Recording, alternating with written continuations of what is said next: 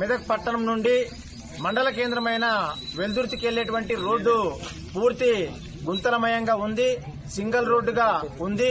మరి ఇక్కడ ఈ వెల్దుర్తి నుంచి బయలుదేరితే మెదక్ వరకు ప్రతిరోజు వ్యాపారులు, విద్యార్థులు, రైతులు, ఆటో డ్రైవర్లు అనేక మంది అనేక రూపాల్లో తిరుగుతారు.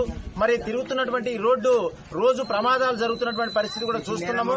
మెదక్ రాష్ట్ర వ్యాప్తంగా కూడా ప్రతి మండల కేంద్రం నుంచి జిల్లా కేంద్రము లేదా ప్రధాన రహదారి కలిపేటువంటి రోడ్లన్నీ కూడా వెడల్పైనాయి.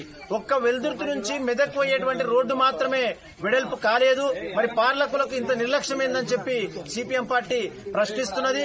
మరి ఈ రోజు మేము ఈ రామాయపల్లి, బండపోసనపల్లి గ్రామాల పరిధిలో ఈ రోజు సంతకాల సేకరణ ప్రారంభించినము.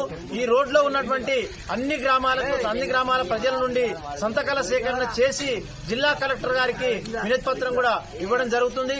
ఈ ప్రాంతంలో ఉన్నటువంటి ప్రజలందరూ స్వచ్ఛందంగా ముందుకొచ్చి ఈ సంతకాల సేకరణ కార్యక్రమంలో పాల్గొని తమ యొక్క నిరసనను ఈ సంతకాల సేకరణ రూపంలో ప్రభుత్వానికి తెలియజేయడం కోసం అందరూ ముందుకొచ్చి సహకరించాలని చెప్పి సిపిఎం పార్టీ తరఫున విజ్ఞప్తి చేస్తున్నాం.